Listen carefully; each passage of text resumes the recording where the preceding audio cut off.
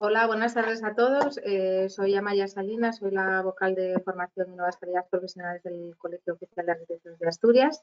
Os doy la bienvenida a todos en esta nueva entrega de las jornadas de sostenibilidad y eficiencia energética, esta vez enfocada a economía circular y ejemplos de buenas prácticas. En esta jornada conoceremos ejemplos de buenas prácticas relacionadas con iniciativas de economía circular, así como sistemas prefabricados y diferentes estructuras de construcción. Comencemos con Abel. Abel Vega Cueto es ingeniero de montes, especialista en estructuras de madera de la Fundación CETEMAS. A ver que tengo aquí el currículum. Es actualmente investigador responsable de proyectos de I+D+I del área de madera estructural y construcción de la Fundación CETEMAS. Tiene experiencia en desarrollo de proyectos y docencia en la Universidad de la República de Montevideo. Es miembro también del subcomité 6, estructuras de madera del CNT 56 de ANOR desde 2010. Antes de que empiece Abel, comentaros también que tenéis aquí a la derecha el chat en el que podéis hacer vuestras preguntas y al final de la jornada haremos un debate y podremos responder a todas las cuestiones que se os puedan plantear. Y sin más, comenzamos. Abel, cuando quieras.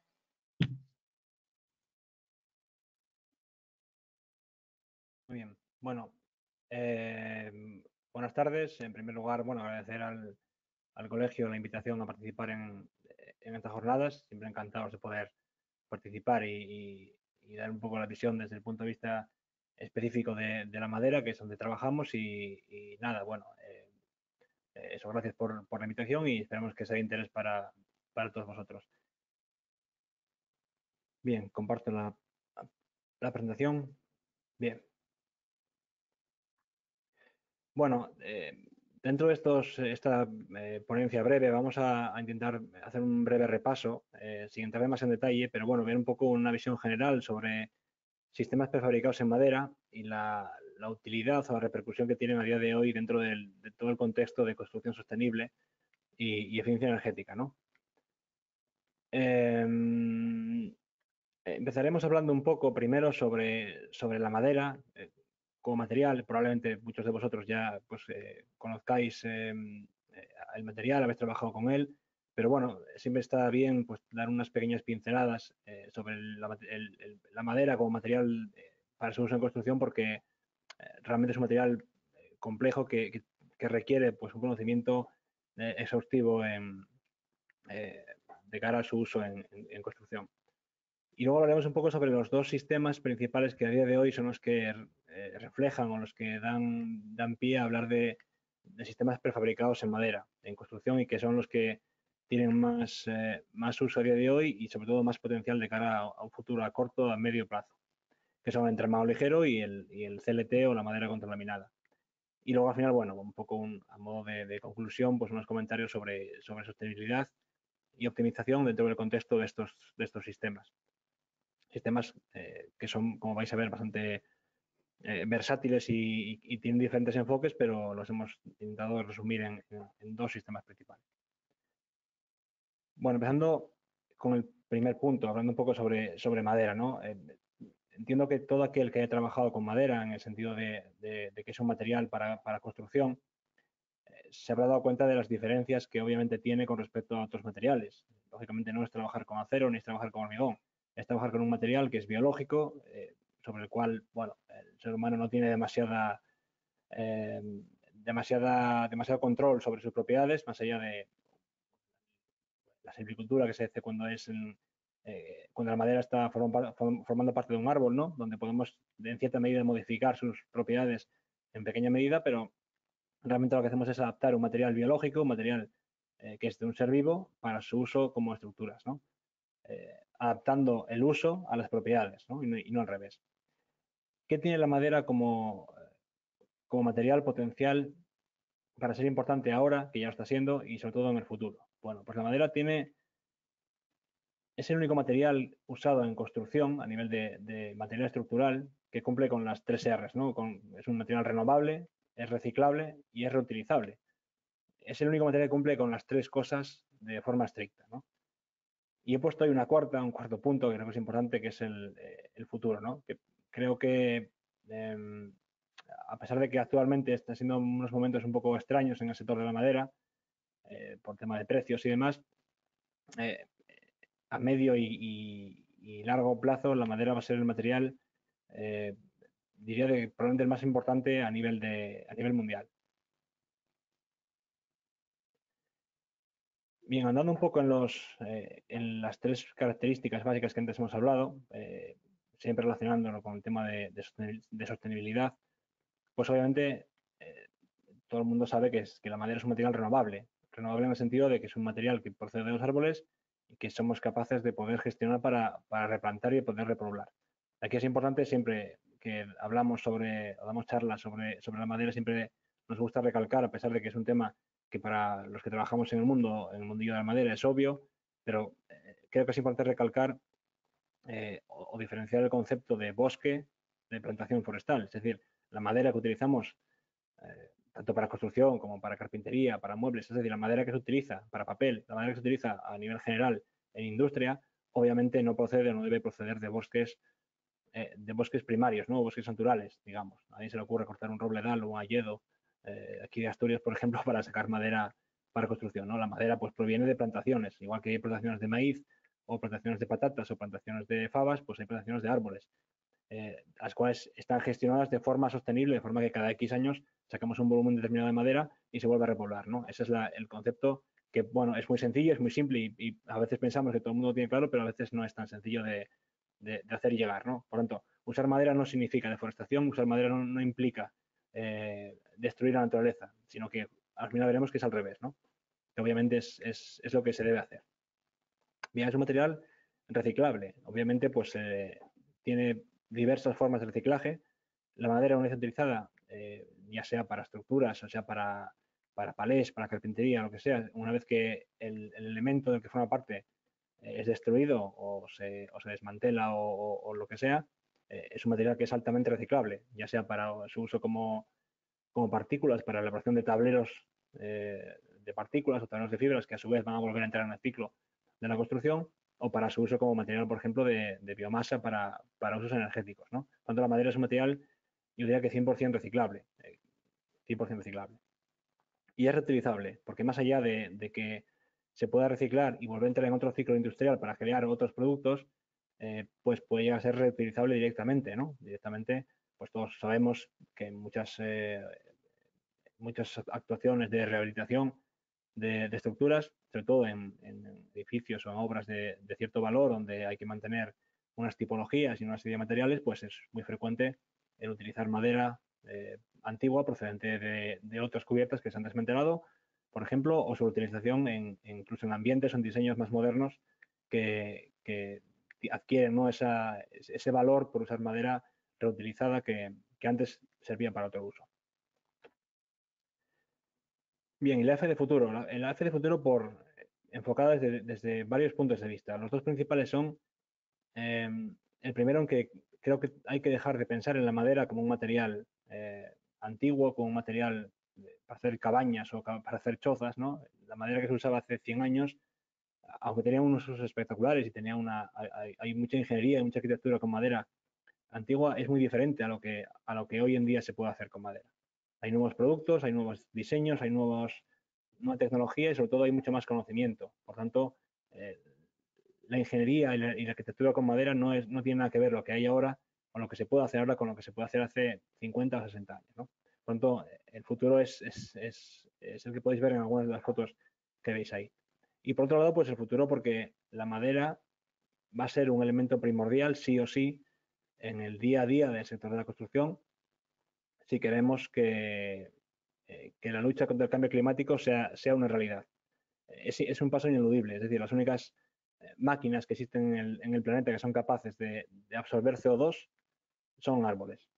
Son máquinas naturales que llevan haciendo eso desde mucho antes de que el ser humano existiera sobre la Tierra, y son la única vía que tenemos ahora para conseguir revertir el cambio climático. No hay otra forma más que potenciar las plantaciones forestales y gestionarlas de forma razonable, de forma sostenible, para que estén continuamente captando CO2 y podamos almacenar ese carbono en la madera que utilizamos para construir, ¿no? Esa es la idea principal, una idea muy sencilla, muy peregrina y muy básica, que todo el mundo puede entender, pero que cuesta llevar a cabo porque, bueno, porque el mundo funciona desde la revolución industrial con otros criterios, ¿no? Entonces, ahora el mundo se está dando cuenta de que la madera es realmente una llave para un futuro a nivel mundial si queremos revertir la situación actual de cambio climático. Bueno, entrando un poco en el tema de la charla, no he dejado claro un poco lo que significa la madera y lo que es la madera en el contexto de sostenibilidad. En construcción vamos a entrar a dar unas pinceladas sobre dos sistemas que podemos llamar como sistemas prefabricados en madera. Empezaremos hablando del entramado ligero. El entramado ligero es un sistema que se lleva utilizando durante muchas décadas. Por ejemplo, en Norteamérica es un sistema tremendamente popular. La gran mayoría de casas unifamiliares en Norteamérica están hechas con este sistema entramado ligero o con derivados de este sistema. Y realmente es un sistema que tiene un alto grado o una alta capacidad para ser prefabricado. Es decir, se trata de muros o de muros forjados que se fabrican en base a entramados de madera serrada de pequeña escuadría. Generalmente pongo ahí una sección que puede ser un valor medio, un valor estándar, aunque puede variar según la zona geográfica y según la empresa o según el diseño, pero más o menos secciones de 120 por 60 milímetros con los montantes o las piezas separadas entre 40 y 60 centímetros, más o menos medio metro, es lo estándar que se viene utilizando más o menos, y generalmente se utilizan tableros USB para hacer los cerramientos y el arrastramiento de las piezas. Este sistema, como digo, es altamente industrializable en el sentido de que se puede hacer el muro completo en taller, aunque es verdad que ese entramado ligero muchas veces se hace in situ y se lleva la madera aserrada y se construye in situ, pero bueno, actualmente cada vez se tiende más a usar los sistemas prefabricados, en el cual en taller tienes mucha más capacidad para poder fabricar los muros con mucha más precisión, mucha más comodidad, sin las inclemencias del tiempo. Se fabrican en taller y se llevan en camión ya fabricados con todos los huecos para cerramientos y demás hechos desde ese taller. Obviamente el entramado de esta foto es simplemente el esqueleto, ¿no? Es la base sobre la cual vamos a poner las sucesivas capas o rellenos que van a dar lugar al muro. Es decir, sobre el propio entramado ligero, dentro puede ir pues, el aislamiento de lana de roca, fibra de madera, otro tipo de aislamiento térmico, y luego las sucesivas capas, tanto externas como internas, que se consideren en el diseño y en la planificación, ¿no? Es decir, no hay por qué revestirlo de madera por fuera ni por dentro. Puede ser, pues, puede llevar pladur por dentro y por fuera un revestimiento de madera o un sate o un acabado cerámico o lo que sea, ¿no? Es decir, a veces en el mundo de la madera, los que trabajamos tendíamos desde hace unos años a que lo que se hiciera con madera se viera que fuera madera, ¿no? Para intentar vender un poco, o dar fe de que la madera puede servir como material estructural en muchos campos que antes no se consideraban. Creo que la tendencia que tiene que ser ahora no es a mostrar, es decir, es a que el valor de la madera no sea que se vea la madera, sino que sea que sus propias propiedades y sus propias prestaciones sean razonables y sean competitivas en el sistema que se está utilizando. Por lo tanto, un entramado ligero de madera puede dar lugar a un acabado final en obra que no se vea para nada que es madera, igual que puede ser cualquier entramado metálico o otro sistema, ¿no? Y obviamente al tener ese alto componente de huecos entre los montantes, pues permite, y más siendo prefabricado en gran parte, pues planificar y dejar bien preparados los huecos y los pasos para instalaciones que obviamente es una de las cosas más complejas que nos podemos encontrar. Al final lo que os decía, ¿no? Ves un poco la facilidad, entre comillas, o la relativa facilidad que puede tener un entramado ligero para permitir el paso de instalaciones con total libertad. Luego el montaje en obra, pues es un montaje bastante rápido, bastante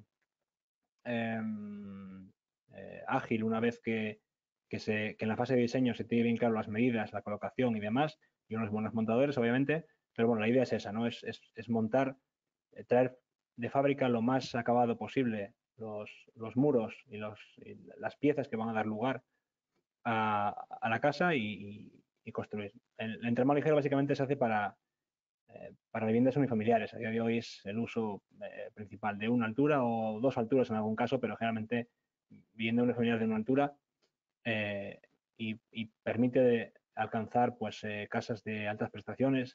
Es muy actual Passive House. En Asturias tenemos empresas que hacen casas de entramado ligero y certifican Passive House, es decir, de alta gama, casas de alta gama que son de entramado ligero de madera, pero no por ello significa que tengan unas prestaciones o unas capacidades menores a una casa tradicional.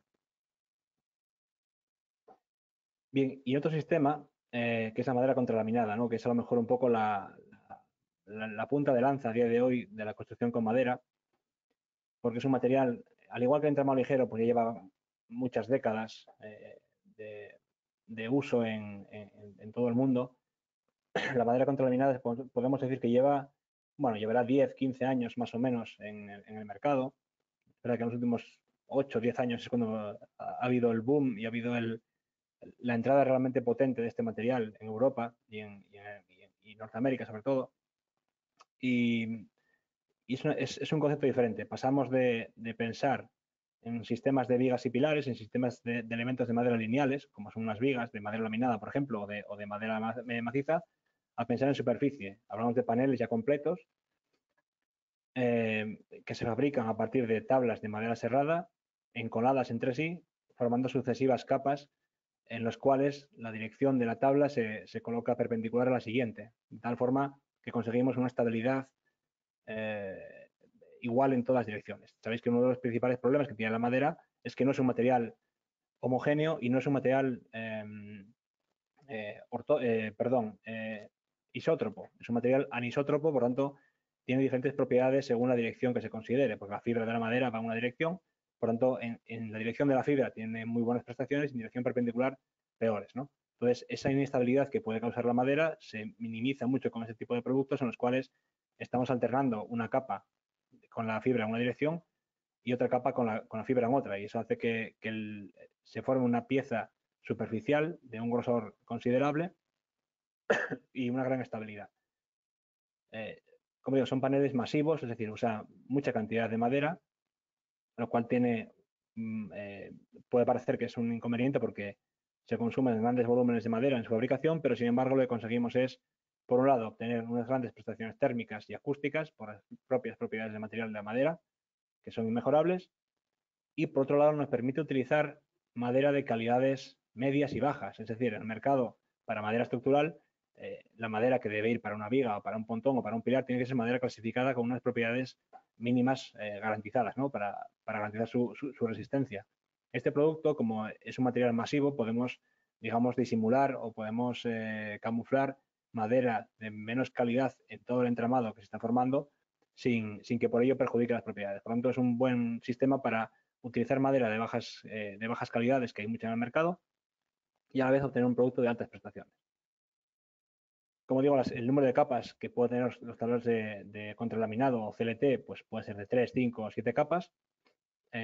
Su fabricación es un proceso relativamente complejo, es decir, no es un aserradero, ¿no? Que saca la madera y la seca y ya está. Bueno, aquí es un proceso con una maquinaria bastante potente, instalaciones muy caras. De hecho, en España a día de hoy hay 2 fábricas que hacen este tipo de material, una en País Vasco y otra de muy, muy reciente creación en Galicia, que empezó a funcionar hace, diría que un par de meses.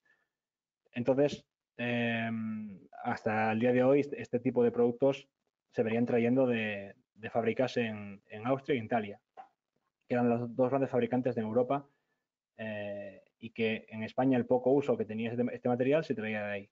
Como se ve que la demanda de este tipo de estructuras está creciendo, sobre todo en vivienda unifamiliar, pues hay 2 empresas potentes de España que ya han decidido dar el paso e invertir muchos millones de euros en hacer fábricas de contralaminado, de CLT en España, y ya hay, a día de hoy, lo cual creo que es una excelente noticia, 2 fabricantes españoles que pueden suministrar esta madera, obviamente, este producto con unos precios mucho más competitivos que trayéndolo de Austria o de Italia.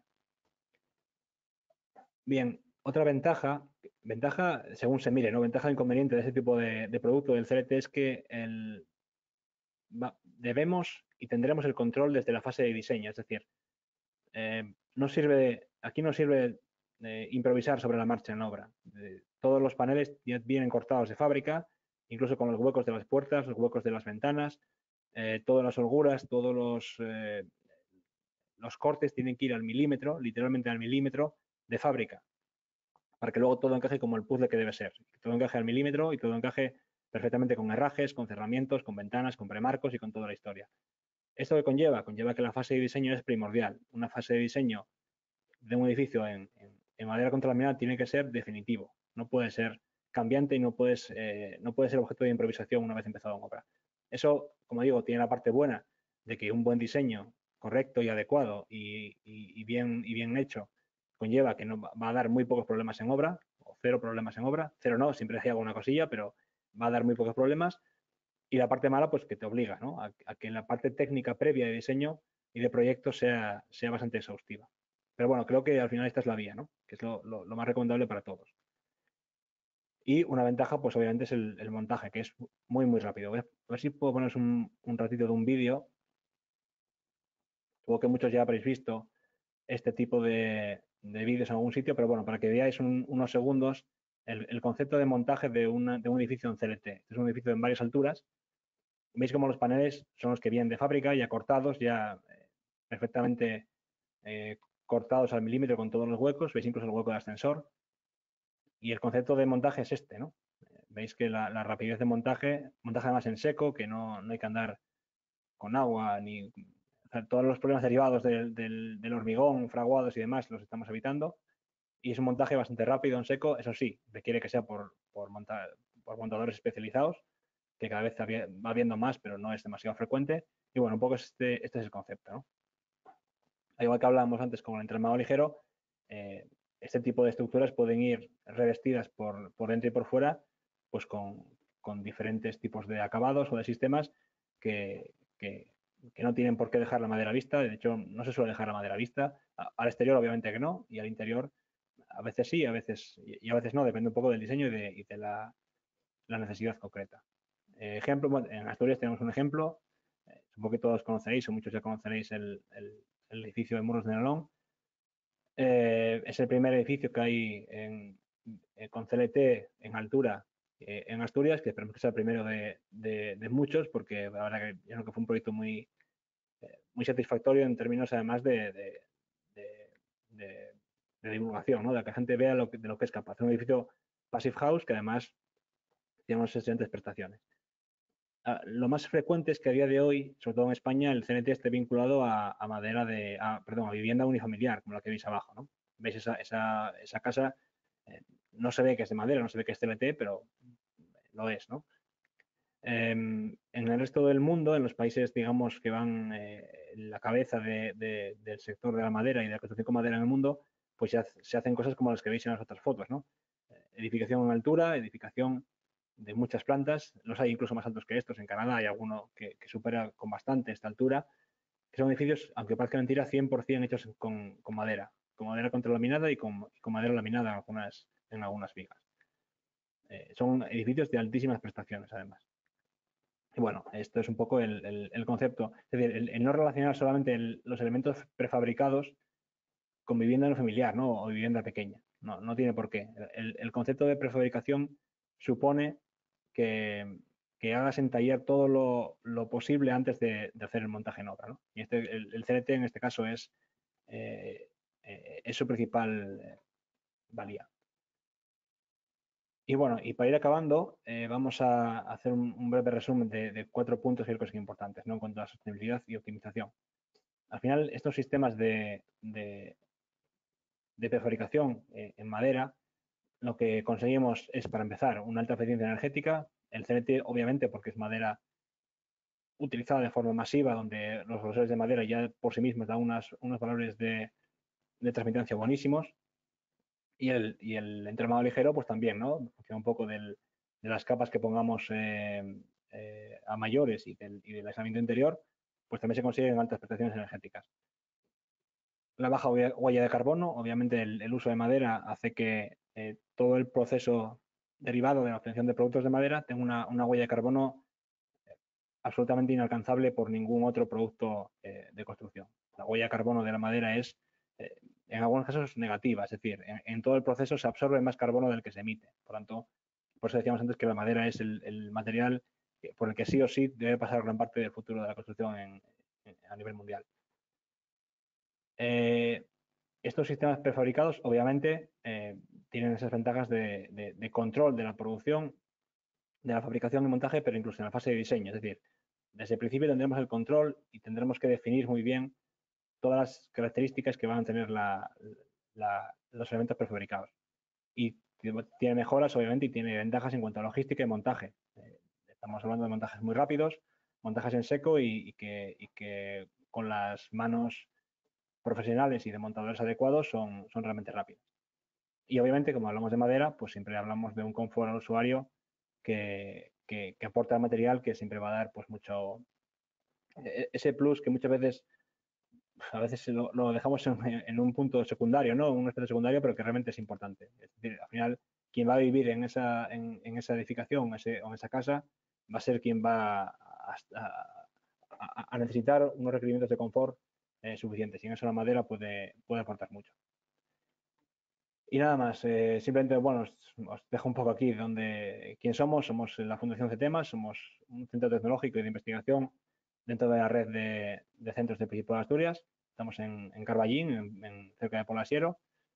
Y nada, estamos abiertos a cualquier persona que tenga dudas, intereses o cualquier cuestión relativa al mundo forestal, mundo de la madera y mundo de la construcción con madera, pues quedamos a vuestra disposición para lo que haga falta.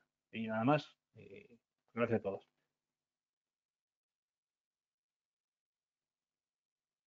Muchas gracias, Abel. Continuamos con Sergio Baragaño, que es fundador y director del Estudio de Arquitectura Modular Baragaño. Cuenta con más de 10 años de experiencia en el sector de la arquitectura modular industrializada. En el año 2015 presenta Bihome, Viviendas Modulares Crecientes. Es tutor en el Máster de Innovación y Diseño del IED, del Programa de Arquitectura Industrializada, y actualmente es el CEO de la startup Room 2030, empresa de base tecnológica. Sergio, cuando quieras. Buenas tardes, Amaya, muchas gracias. Buenas tardes a todos. Bueno, lo primero, agradecer al colegio la invitación. Voy a presentar un poco lo que hacemos en el estudio. Realmente yo creo que la conexión con sostenibilidad viene sobre todo desde el sistema constructivo y, bueno, de alguna manera engancha también con la presentación anterior de Abel, aunque nosotros la parte estructural de los edificios los trabajamos con estructura de acero, pero bueno, realmente hacemos prácticamente todo el edificio en taller, ¿no? Todo sale ensamblado y acabado de fábrica para luego transportarse y colocarse en el emplazamiento final. Quería empezar con esta imagen que está un poco desdibujada. Todos conocéis, es la ópera de Sydney del arquitecto danés John Hudson, y es una imagen que utilizo habitualmente, sobre todo por varios motivos, ¿no? Por uno es la conexión con la industria naval, que siempre es un mundo mucho más avanzado que la construcción, y bueno, una referencia que Hudson tenía siempre también en el horizonte, y sobre todo porque sabéis que fue un edificio muy complejo que se alargó su ejecución 10, 15 años más de lo previsto, se multiplicó el presupuesto por 25, a Hudson le quitaron la dirección de obra, se fue de Australia con toda su familia, y bueno, un poco toda esta problemática lo que le sirvió también es para empezar a investigar en cómo intentar hacer la mayor parte de los edificios fuera de la obra final, ¿no? Sabéis que Hudson tenía un sistema también de viviendas industrializadas. Estuve investigando mucho tiempo alrededor de la industrialización y es una imagen como un poco para introducir el trabajo que llevamos haciendo en los últimos años, ¿no? Los grandes beneficios del sistema industrializado prefabricado, en primer lugar, el tiempo de fabricación. El hecho de que esté realizado en fábrica permite una optimización a todos los niveles que bueno, que hace que ajustemos muchísimo los tiempos de fabricación.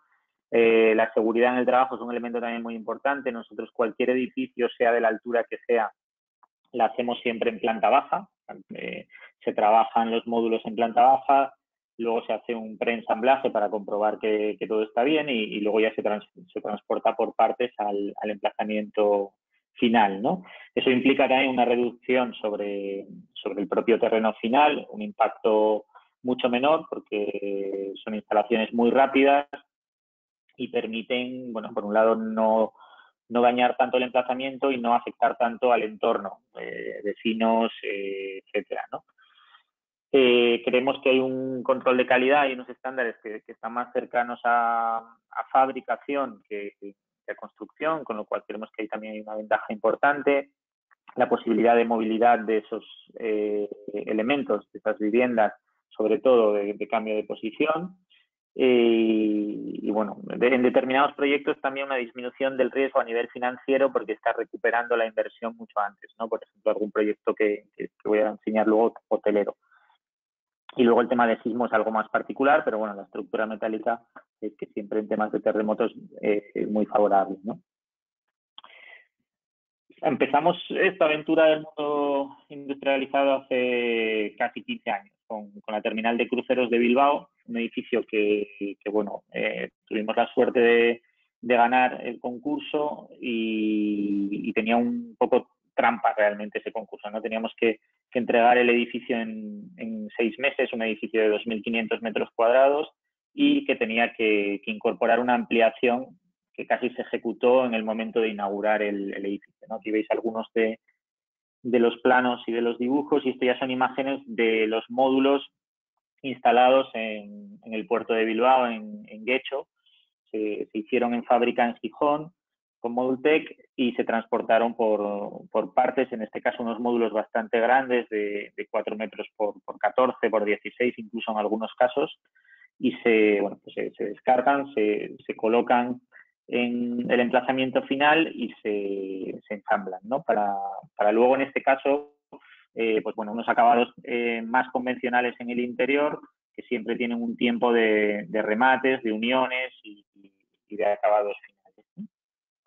Aquí veis una de las imágenes de la terminal ya en funcionamiento con la llegada del primer crucero. Este es el finger que aloja todos los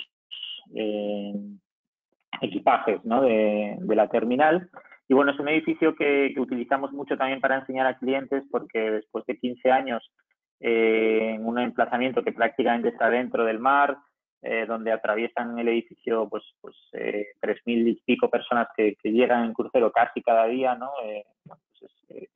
Tiene una vejez que también nos sirve como ejemplo para enseñar a muchos clientes, ¿no?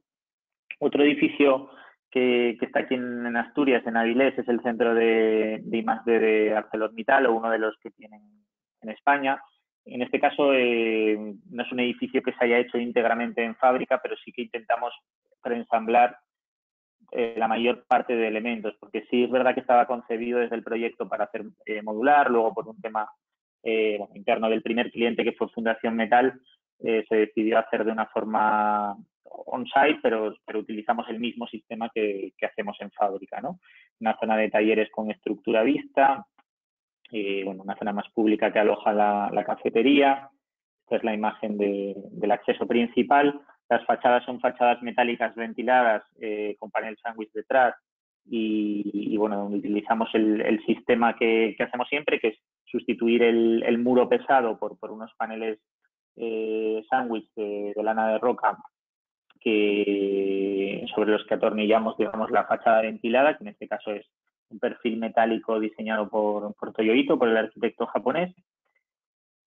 Y bueno, algunas imágenes más del proyecto. Y estos son algunos de los elementos que sí que venían totalmente hechos de fábrica, como la escalera del patio principal, ¿no? Este es un proyecto que comentaba Maya al principio, B-Home, donde lo que intentábamos era un poco todos los proyectos que habíamos hecho en ámbitos diferentes al residencial, oficinas, edificios portuarios, etcétera, tratar de enseñar ese sistema constructivo y esa optimización de sistema y de recursos en un mundo como el de la vivienda, que es mucho más fácil para todos y mucho más cercano, ¿no? Entonces planteamos un sistema de viviendas que podían ir creciendo en función de las necesidades del cliente, con diferentes modelos y diferentes tamaños que se podían adaptar a cualquier lugar o a cualquier normativa.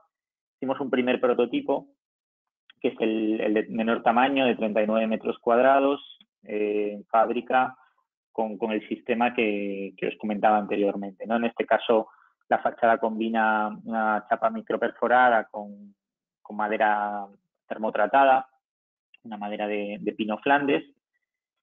Y bueno, aquí veis algunas de las imágenes del emplazamiento final del prototipo, que estaba configurado por 2 módulos y que en este caso sí que salió totalmente acabado de fábrica, ¿no?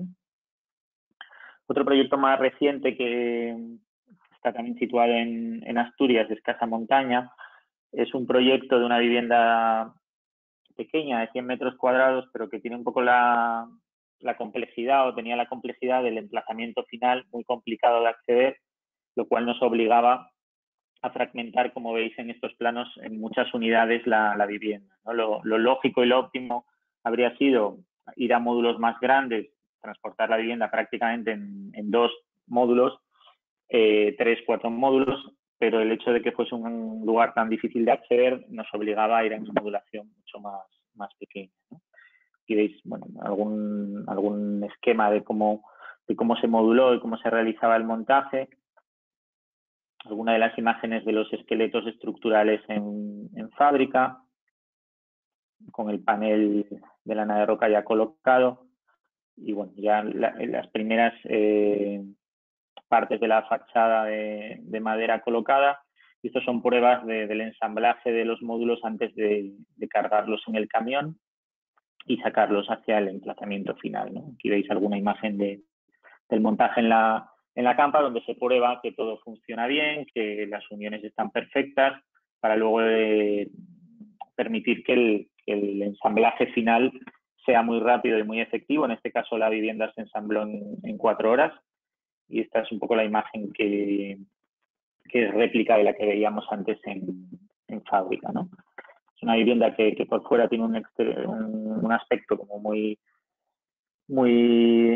de arquitectura vernácula, muy integrado en el sitio, con materiales que la normativa lógicamente nos permitía, y el interior pues es unos espacios un poquito más industriales, más diáfanos, donde dejamos las estructuras metálicas vistas y utilizamos materiales que normalmente solemos utilizar, más ligeros y de otro tipo, ¿no?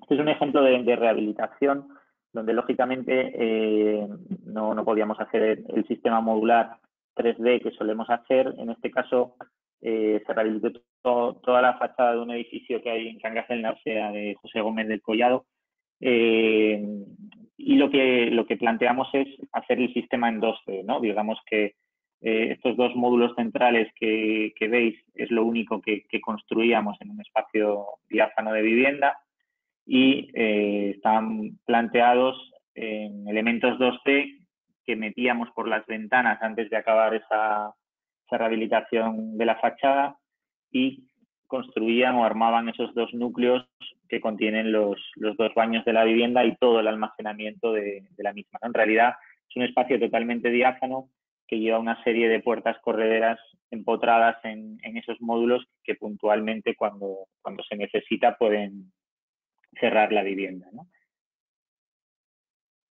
Y por último, ya para acabar, un proyecto que bueno, estamos arrancando prácticamente, es una startup independiente, digamos, del estudio, en la que íbamos trabajando aproximadamente 6 meses, que es el proyecto RUM 2030, donde, bueno, con una serie de socios industriales, está liderado por ArcelorMittal, pero hay un consorcio detrás de empresas. Lo que planteamos es un concepto de suite, de habitación modular, que podemos fabricar en serie y que podemos responder a diferentes tipos de edificios, ¿no? Aquí veis un poco la configuración de ese prototipo de habitación, que es una suite con una zona de de día, un espacio de baño y una zona de noche, que se puede configurar de muchas formas, tanto en exterior como en interior. Y algunas de las imágenes de la colocación de la habitación en el centro Niemeyer, donde estuvo prácticamente todo el tiempo de aislamiento en la pandemia colocada, porque prácticamente la inauguramos y al poquito nos confinaron. Algunas de las imágenes interiores de la habitación. El sistema constructivo es exactamente igual que el de los otros proyectos. Aquí veis alguna imagen de cómo el transporte desde la fábrica hasta el emplazamiento final y cómo en una hora se realiza la instalación de la habitación, ¿no? Y por último, para no extenderme más, voy a poner un vídeo. Creo que había algún problema con el sonido, pero os voy comentando sobre las imágenes muy rápido de la realización de este prototipo.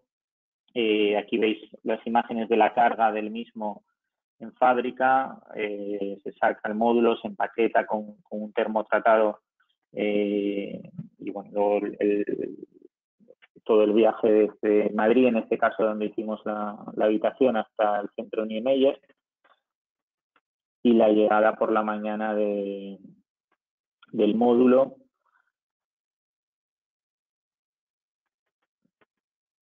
donde con un elemento de grúa pues se descarga del camión, se instala. El emplazamiento final ya tiene preparadas las instalaciones para un sistema sencillo de plug and play, conectarla a la habitación y dejarla en funcionamiento, ¿no?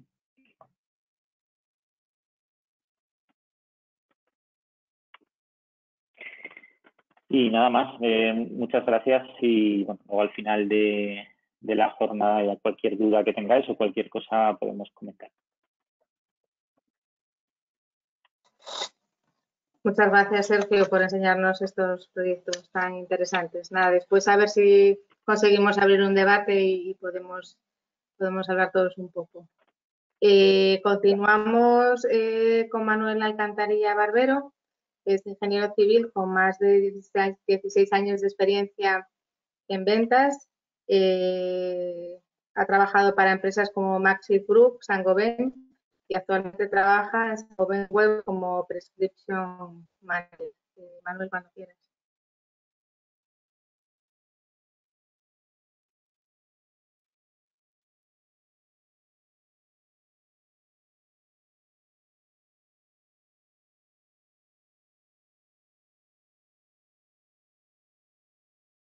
No se Ahora te sí, oye. ¿se me escucha? Ahora sí, ¿no? Hola, Ahora hola. Ahora sí, ¿no? Vale, perfecto.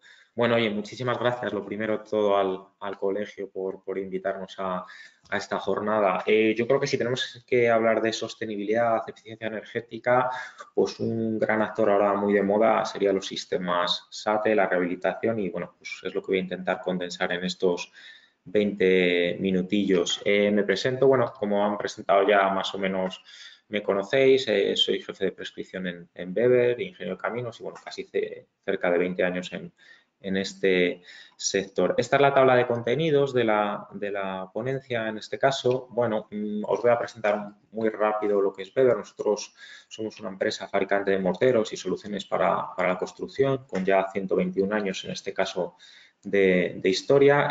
Nacimos en Francia y ahora bueno, pues estamos ya en más de 60 países. Desde hace 25 años estamos dentro del Grupo Saint-Gobain. El Grupo Saint-Gobain, para que os hagáis una idea, tiene una historia de casi 360 años y unos 120 en España y nosotros pertenecemos igual que Isover, que Placo, que otras marcas que seguramente os suenen, ¿vale?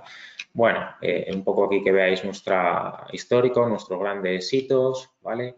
Y ahora mismo, como os digo, estamos en más de 60 países con unas 10.000 personas trabajando y 200 fábricas, como digo, todas en prácticamente los 5 continentes. Y en España, bueno, pues somos unas 260 personas, tenemos 12 fábricas, ¿vale? Y ahí pues nos podéis localizar perfectamente. Empezamos un poco a hablar de SAT, de eficiencia energética, y por hacer una especie de hilo conductor histórico, pues ¿dónde podemos decir? Bueno, esto empieza hace mucho tiempo, pero realmente pues un momento clave en todo esto a nivel sostenibilidad, eficiencia energética, es cuando hace unos 10 años o 11 años ya exactamente, la Unión Europea nos tira un poco de las orejas a los edificios, dice que gastamos mucha energía, incluso comparado con el transporte, comparado con otros sectores como el industrial. Nos dice también, oiga, señores, es que, bueno, pues ustedes más o menos tienen muy enfocadas, muy resueltas constructivamente diferentes soluciones para ser sostenibles, para tener buen confort en las viviendas, cuidar a las personas, cuidar el medio ambiente y cuidar la economía y vamos a implementarlas. Y de ahí, pues bueno, por aterrizarlo un poco a nivel nacional, evidentemente se empieza la normativa a poner un poco las pilas, empieza a intentar apretarnos en el sentido de que necesitamos aislar sí o sí, por supuesto, la obra nueva, la obra de rehabilitación y para que os hagáis una idea, pues las restricciones o las limitaciones que pone el código técnico, la última versión, pues son bastante importantes, ¿vale? Bueno, con esto, ¿qué panorama tenemos en España? Bueno, pues el panorama español lo vamos a ver ahora. Tenemos por encima de 26 millones de viviendas con una antigüedad media de por encima de los 45 años y lo que tenemos que tener claro es que yo no sé el tiempo que vamos a tardar en hacer otras 24 millones de viviendas, que es lo que se hicieron antes del 2006, y unas 13 millones de viviendas, que es lo que se hizo antes del 80. Va a tardar muchísimo. Entonces, no podemos hablar de sostenibilidad, de eficiencia energética, de economía circular, sin hablar de rehabilitación y de rehabilitar ese parque de viviendas que tenemos, como digo, de 24 millones de viviendas con unas condiciones muy, muy malas y muy alejadas, por supuesto, de los requerimientos actuales en cuanto a eficiencia energética y en cuanto a confort también. Vale, ¿y cuál es la pregunta? Pues desde luego que la rehabilitación es la solución. Tenemos muy claro que tenemos, perdonad, para atrás, un parque muy, muy importante. La rehabilitación tiene ahora mismo con diferentes soluciones y ahora mismo vamos a hablar de SAT en este caso como motores importantes de rehabilitación, de sostenibilidad y de eficiencia energética. Y al final, ¿por qué SAT? Pues quizá porque coste-prestaciones en cuanto a mejoras en nuestro parque de edificios existente, mejoras también en cuanto al confort, que también es un tema que vamos a hablar ahora un poco más adelante, pues es difícilmente combinable, como digo, con ese coste euro metro cuadrado y con ese coste también un poco de cuánto una intervención de una rehabilitación de un edificio a nivel SATE nos puede molestar en esa obra a nivel vecino, a nivel usuario final. Las ventajas son claras del aislamiento por el exterior, la eficiencia energética que conseguimos, la resolvemos de la forma quizá más con mejores prestaciones y con mejores costes la parte de puentes térmicos. Vamos a tener, por supuesto, una reutilización de edificios, es decir, no vamos a tener que demoler edificios con un parque antiguo porque tenemos soluciones para que esos edificios puedan durar todavía muchísimos más, ¿vale? Entonces, al final, como digo, parece que una de las posibles soluciones y de forma muy consolidada puede ser los sistemas ATE como motor de esa rehabilitación, ¿vale? Y nos hacemos una pregunta, ¿es lo más importante el aislamiento? Bueno, si estamos hablando de eficiencia energética, pues oye, nos suena que sí, ¿no? Si vinculamos un poco condicionantes del código técnico con materiales aislantes, espesores, pues bueno, nos salen cosas de este estilo, es decir, vemos claramente qué material es el más aislante, qué coste puede tener metro cuadrado y podemos quedarnos tan tranquilos como decir, bueno, lo más aislante va a ser lo mejor y el resto pues van a ser materiales a lo mejor un poco no tan agradables. Eso creo que podría ser una primera aproximación muy, muy rápida, pero teniendo en cuenta que esa rehabilitación tiene que ser lo más durable posible, pensando en una sostenibilidad, en una economía circular, que se prolongue muchos años en el tiempo, que no sigamos emitiendo CO2 y que no sigamos emitiendo residuos a nivel construcción, pues vamos a ver, que es lo que quiero hablar en la jornada, pues de sistemas SATE que no solo se preocupan exclusivamente o de forma clarísima por la parte energética, sino con unos pluses también interesantes, ¿vale? ¿Qué condicionantes adicionales tenemos? Bueno, pues uno que hasta ahora no se está haciendo demasiado caso en cuanto a lo que sería los sistemas ATES es condicionantes a nivel fuego. El problema fundamental es que tenemos o no tenemos unas normativas a nivel, en este caso europeo, muy restrictivas. Tenemos unas normativas que casi a nivel nacional es lo que está primando. No hay normativas, como digo, consolidadas a nivel europeo. Sí es verdad que el último código técnico pega un salto, ¿vale? Y bueno, pues lo que nos muestra ahora mismo son este tipo de necesidades que tenemos en nuestra fachada a nivel aislamiento. ¿Cuál sería un poco el resumen? Bueno, pues ahí los veis un poco lo que nos va a pedir el código técnico a nivel fuego. ¿Cumplen todos los sistemas SATE? Bueno, pues oye, como os podéis imaginar, nosotros como fabricante, por supuesto que tenemos que tener sistemas SATE que cumplan y que estén dentro de la normativa, en este caso del código técnico. Lo que sí es verdad que no todos los sistemas cumplen igual de bien. Es decir, ahí hay una clara ventaja en los sistemas de lana mineral. Entonces, bueno, pues sí. Nos quedamos solo con la parte de aislamiento térmico, a lo mejor el sistema de lana mineral no es el mejor, pero si empezamos a ese condicionante adicional que hemos comentado, que sería la parte de fuego, la parte de las lanas minerales se comporta mejor que el resto de sistemas y de forma muy clara, ¿vale? Otro condicionante que nos vamos a encontrar hablando de SATEN en obra de rehabilitación, insisto, volviendo a que no solo va a ser lo más importante la parte de aislamiento pura y dura, pues es el estado de esos soportes. Como os habéis imaginado, tenemos un parque de 45 años de antigüedad, soportes muy degradados. Hombre, aquí es un poco a veces caricaturesco, ¿no? Porque son soportes muy concretos con unas patologías y un tipo de soporte muy claro. No va a ser lo habitual encontrarnos estos, pero podemos pensar en que hay sistemas SATE que se pueden adaptar precisamente a estos soportes tan degradados, tan falta de plomo, con tantas patologías. Y en este caso, pues debemos hablar de morteros aislantes en lugar de paneles rígidos, ya sea de lanas, de EPS o de algún otro material aislante, ¿vale? Es decir, con ese condicionante adicional que es que vamos a trabajar sobre todo en edificios a rehabilitar y que tenemos que tener, pues adaptarnos en ese traje a medida a nuestro edificio existente, parece que un mortero aislante que podamos proyectar, jugar con espesores, pues puede ser una alternativa interesante. Y el último condicionante que a veces no tenemos muy claro o que no contamos y que creo que en una rehabilitación, buscando esa sostenibilidad, esa longevidad en el tiempo de esa futura rehabilitación, pues debe ser también la acústica, ¿vale? Es decir, la parte de eficiencia energética está muy clara que la vamos a conseguir solo con el aislante, pero vamos a buscar también aislantes que a nivel acústico se comporten muy bien. Y ahí vuelvo a insistir, las lanas minerales, ya sean lanas de vidrio o lanas de roca, ¿vale?, junto con morteros aislantes como el que hemos comentado antes, se comportan especialmente bien, ¿vale?, en cuanto a estos dos condicionantes que, como digo, a veces se están obviando en estos proyectos de rehabilitación, ¿vale? Bueno, pues os voy a contar un poquito, con un poco más de detalle, estos dos sistemas constructivos. Seguramente los de lanas minerales los conocéis porque son más conocidos. Bueno, aquí veis un poco las diferentes partes del sistema. No quiero entrar en detalle.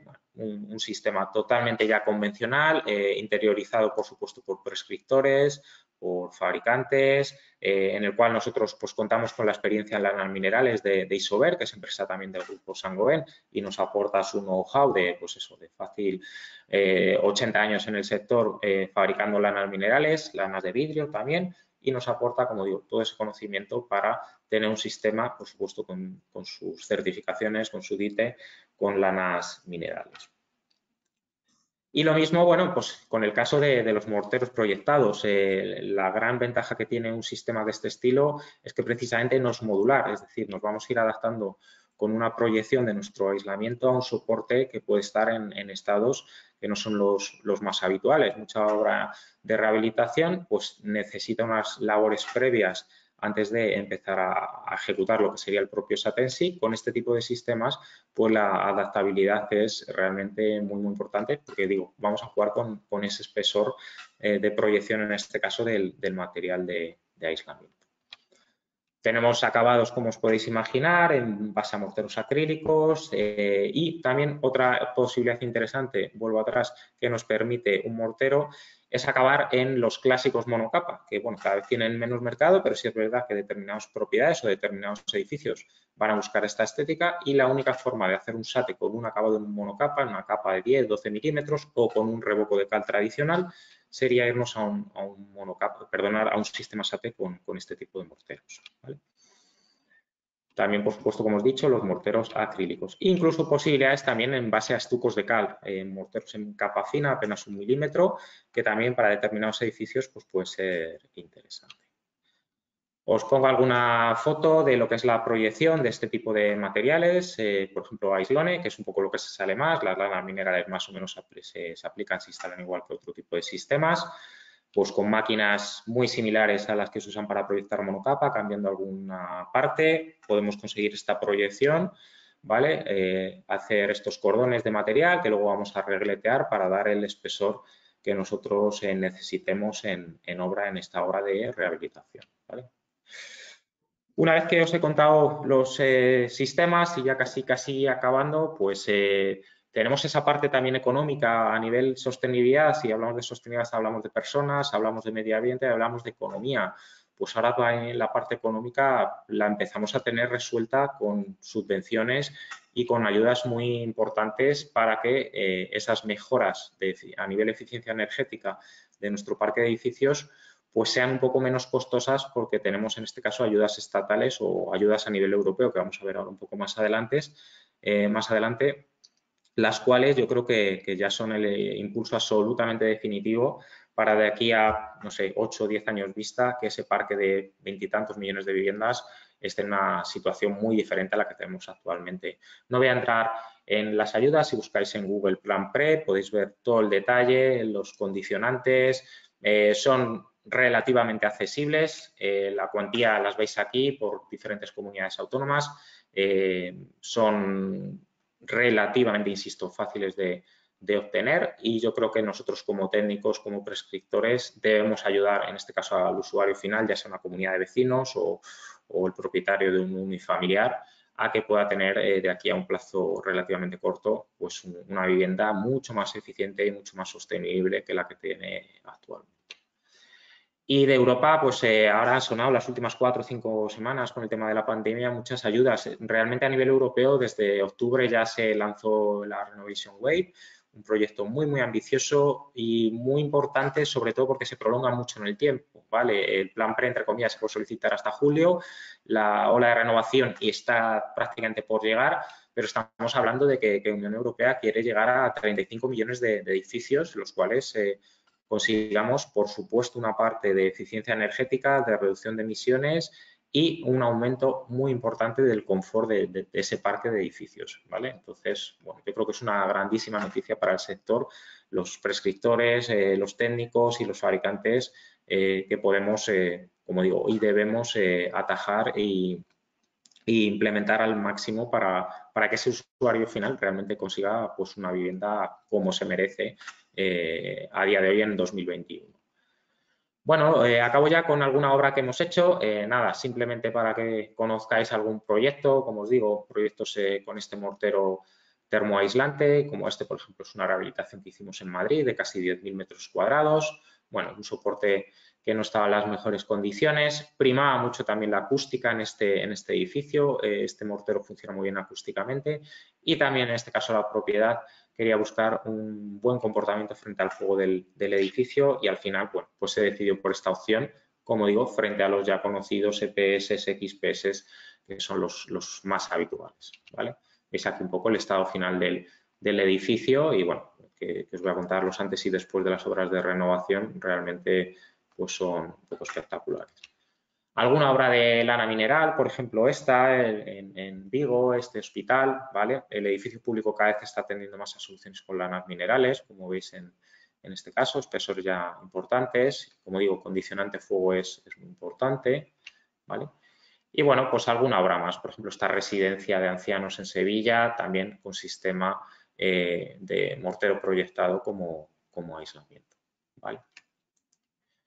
Y bueno, pues muchísimas gracias, la verdad, a todos. Espero que haya sido de interés. No me voy a poder quedar a la parte del debate porque justo tengo otra jornada prácticamente en media hora, pero bueno, tenéis ahí mis datos de contacto y si no a través del colegio, desde luego que nos localizan fácil y bueno, pues un placer desde luego estar con todos vosotros.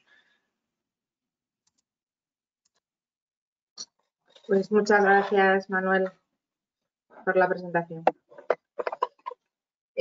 Continuamos con Arturo Alarcón Barrio. Es ingeniero industrial por la Universidad Politécnica de Madrid, licenciado en Economía por la UNED y máster en Finanzas de la Energía por la Universidad de Alcalá. Es jefe de área de Sostenibilidad y Construcción Sostenible del Departamento de Normalización del Instituto Español del Cemento y coordinador de digitalización de Oficimen. Arturo, cuando quieras. Cuando quieras. Buenas tardes a todos.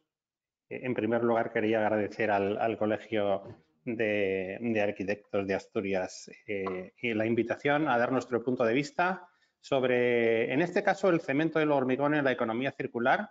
Voy a hacer un recorrido por nuestra visión de qué es lo que debe comprenderse como economía circular desde el punto de vista de los materiales de construcción, desde el punto de vista en particular del cemento y del hormigón, y quizá con una perspectiva ligeramente distinta a lo que tenemos normalmente en mente como economía circular. Esta visión distinta quizá pueda servir como para animar el debate en la última parte de la jornada. Bien, ¿en qué consiste la economía circular? Bueno, desde nuestro punto de vista no solo es aceptar materiales circulares en tu producto, que lo es, no solo es usar recursos energéticos circulares en tu producto, por ejemplo, combustibles alternativos en la producción del cemento, no solo es hacer que los elementos constructivos sean fácilmente reciclables, esto es de particular importancia, como han dicho los anteriores ponentes,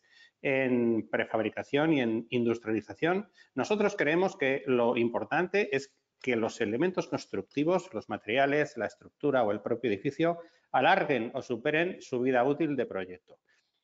¿Conocéis algún producto, algún artículo capaz de durar por generaciones, ser usado y durar por generaciones, transmitirlo a nuestros hijos, a nuestros nietos y poder con mínimas seguramente renovaciones adaptarlo a las modas, que también las hay, y a los cambios de uso que nos obligan, por ejemplo, los códigos estructurales? Incluso venderlo por un precio superior al que lo compramos? Bueno, pues efectivamente, esos son los edificios, son las viviendas donde vivimos y ese es el pilar fundamental de nuestro punto de vista de la economía circular en nuestro sector, la durabilidad. Esa es una visión que tenemos que tener en cuenta todos. Ha sido también mencionada por alguno de los ponentes anteriores y es fundamental. Luego haré hincapié en alguno de estos aspectos durante mi exposición. Cabe hacerse otra pregunta. ¿Qué límites tiene la economía circular en los materiales base cemento? ¿Tenemos algún límite que nos aplique? Sí. Por ejemplo, en el cemento, la autorización ambiental integrada fija el uso de materias primas y combustibles alternativos en la producción de clínker. Lo hace fundamentalmente por motivos ambientales. No se puede superar cierta cantidad de combustibles alternativos y materias primas alternativas, seguramente por motivos ambientales, por motivos de contaminación y por la propia conducción del horno y el proceso industrial. El tema ambiental es primordial en este caso. En el cemento, la norma europea, la 197.1, que es la que especifica cuáles son los cementos, fija los límites de los constituyentes mayoritarios como cenizas volantes, escurias, humo de sílice y otros materiales circulares que se utilizan en la producción de cemento. Tenéis aquí un pequeño diagrama de flujo donde tenemos el horno, aquí en la parte central de la transparencia. En el horno se cuecen, en este caso, 1.200 kilos de crudo. La harina de crudo es caliza molida, es un material local, fácilmente accesible en cualquier lugar de España y en cualquier lugar del planeta. Utilizamos combustibles fósiles, combustibles alternativos y materias primas alternativas para complementar ese crudo y se produce una reacción de descarbonatación que produce el 60% de las emisiones de CO2 del cemento, y una vez que hemos conseguido este clinker, que es la materia prima del cemento, a la salida del horno utilizamos caliza, que es un material natural, pero también utilizamos materiales circulares de otros procesos, cenizas volantes de central térmica, puzolanas y esquistos calcinados y escorias siderúrgicas de la industria siderúrgica. De tal manera que producimos un cemento que incorpora todos estos materiales circulares. Eso para nosotros es el día a día, en cantidades bueno, pues, diferentes. Tenemos cementos tipo 1 que no tienen adiciones y tenemos cementos tipo 3 hasta con un 95, un 55, un 49% según el tipo de cemento a usar. Esto, por supuesto, tiene consecuencias en la huella ambiental de los cementos, desde un límite de 884 kilogramos de CO2 por tonelada a básicamente la mitad en cementos tipo 3.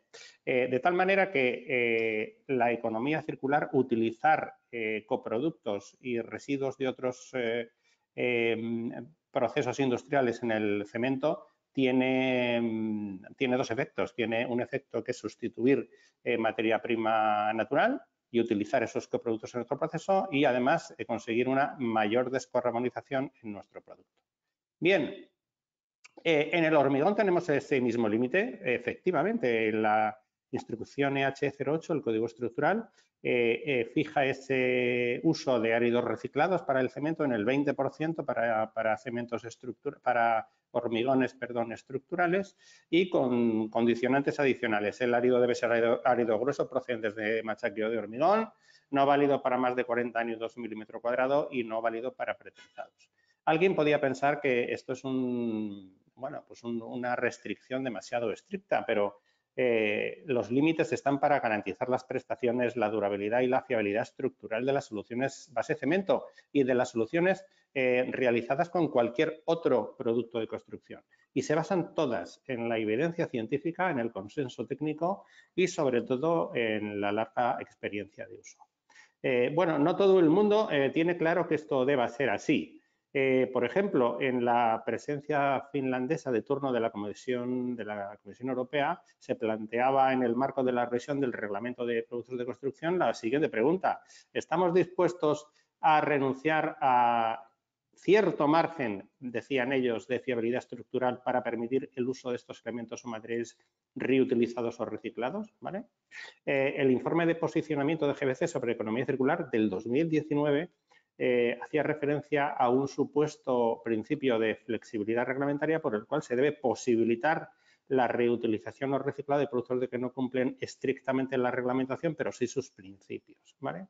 He de decir que el informe de GBC, y seguramente ayer tuvisteis conocimiento de ello en palabras de Eulalia, ya no menciona esta flexibilidad reglamentaria en el informe de mayo de este año. Bien, para nosotros es fundamental que esta evolución del 20% en la utilización de áridos reciclados en el hormigón evolucione en el seno, se discuta y pueda evolucionar en el seno de los órganos técnicos adecuados. Yo me estoy refiriendo, en nuestro caso, a la Comisión Permanente del Cemento, a la Comisión Permanente del Hormigón y a los comités técnicos de normalización de producto. ¿Dónde? Donde está todo el consenso y el conocimiento para que esto pueda evolucionar. Y es necesario que evolucione, lógicamente. Yendo a la realidad del cemento, tenemos la fábrica de cemento enmarcada en dos ámbitos: la recuperación material a la derecha en azul claro, la recuperación energética en verde en el lado derecho. Vamos a ver rápidamente cuáles son la parte verde, digamos la parte de utilización de combustibles alternativos. En el año 2019 se emplearon casi 1 billón de toneladas de combustibles alternativos. Ahí tenéis los tipos de combustibles alternativos que se han utilizado.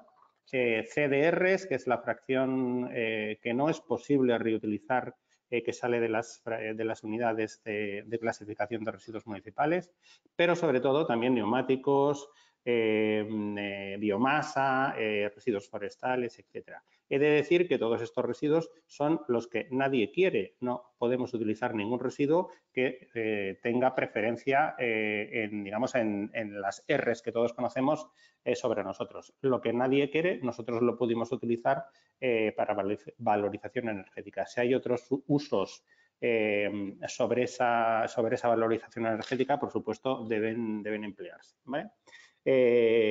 Esta cifra de prácticamente 1 millón de toneladas de combustibles alternativos tenemos que ponerla en referencia a 1.300.000 de toneladas de combustibles tradicionales fósiles. O sea que la cifra es muy relevante en términos de toneladas, es el del 30% aproximadamente en términos de energía, y podéis ver que las tasas de sustitución de estos combustibles en Europa, en Austria, en Alemania, son del 60, del 70% y en España estamos todavía en el 30%. Esta práctica es absolutamente segura desde el punto de vista ambiental. Todos los países más avanzados de Europa así lo hacen, lo aseguran. No hay ningún problema para que estos países más, digamos, que están un poquito más avanzados que nosotros en este ámbito lo hagan. Estos combustibles alternativos además tienen porcentajes de biomasa que pueden llegar a ser muy significativos, desde el 100% para residuos forestales o para el 30% en el caso de neumáticos usados. Y, como digo, además de las materias primas descarbonatadas que también reducen el CO2 del clúnker, las emisiones de combustión también se ven muy favorecidas por este efecto, por el uso de materiales circulares. Bien. Los compromisos de descarbonización del sector del cemento, están descritos en una hoja de ruta, europea. Estos compromisos, como hemos visto, están combinados con políticas de economía circular. Veis en la pantalla, en la parte izquierda, el compromiso de reducción a 2030 y el compromiso de reducción a 2050 en la parte derecha.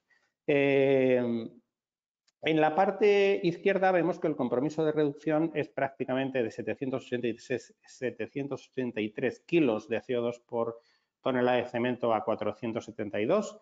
En un primer tramo es la mejora de las cifras de 1990 a 2007 y las medidas más importantes para conseguir estas reducciones son las relacionadas con la reducción del CO2 en el clúnker, a través del uso, como he dicho, de materias primas descarbonatadas que producirían pues una reducción de emisiones de proceso del aproximadamente 3,5%, cifras modestas porque ya digo que el 60% de las emisiones de CO2 son procedentes de la reacción de descarbonatación, y la utilización de combustibles alternativos que llevarían las emisiones totales, bueno, a una reducción de 61 kilos en esa cifra de 700. El otro gran caballo de batalla es reducir la relación clúnker-cemento, es decir, utilizar más constituyentes circulares en el cemento. Actualmente estamos en un aproximadamente 80, queremos llegar a un 74% en el 2030 y a un aproximadamente 65% en el 2050. Esto tiene unas dificultades notorias, como veremos después, y el escenario para 2050, aquí abajo en la parte roja, lo que significa es que estas emisiones de CO2 de descarbonatación es necesario, para llegar al cero, a ser absolutamente neutros en emisiones, tener un sistema de secuestro y uso del CO2 en la fábrica, en la propia fábrica, en una solución de final de línea. Esta tecnología está en periodo de pruebas, ya hay una fábrica en Noruega que lo está probando y significa, bueno, pues que en el 2050, si todo sale como esperamos, se conseguirá la neutralidad climática en todo el ciclo de vida, en toda la cadena de suministro de los materiales base cemento y hormigón. Nos tenemos que quedar con la cifra de una reducción muy, muy importante, luego lo veremos a 2030. 2030 está a la vuelta de la esquina y el compromiso de los materiales de construcción y en particular del cemento y hormigón es muy claro en este aspecto. La transición energética, en nuestro caso, se produce mediante acciones en toda la cadena de suministro, las famosas 5 Cs que os anuncio ya: clinker, cemento, concrete, hormigón en inglés, construcción y recarbonatación. Los edificios absorben CO2 durante su vida útil. Esta transición energética ya sabéis que se produce mediante una intensiva electrificación de todos los sectores. Esto tiene consecuencias en todos los productos de construcción, también en el cemento, consiguiendo asimismo descarbonizar totalmente el sector eléctrico. Nosotros tenemos ciertas limitaciones a la hora de aumentar nuestra electrificación debido a la dificultad de encontrar sustitutos eléctricos a la demanda técnica industrial y, bueno, están fábricas de cemento ya utilizando hidrógeno y oxígeno en la cabecera del horno y como os decía, bueno, algunas fábricas en Europa están ya probando las tecnologías de captura y secuestro que son las únicas posibles para llegar a ese cero, a esa neutralidad climática en 2050. Bien,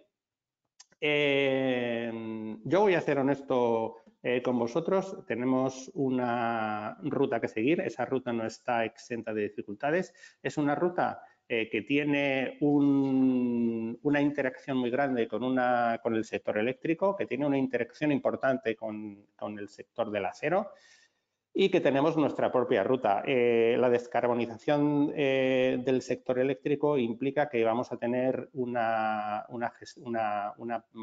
generación eléctrica basada en eólica y fotovoltaica. Este parque eléctrico es bastante complicado de gestionar debido a su naturaleza. Y en un mercado como este, remunerar la disponibilidad de potencia de respaldo será tan importante como remunerar a los agentes que den las señales adecuadas para modificar la curva de demanda, es decir, dar señales desde la demanda. En este punto, los edificios, por ejemplo, de alta inercia térmica, que se comportan como baterías, tendrán un gran protagonismo en el futuro.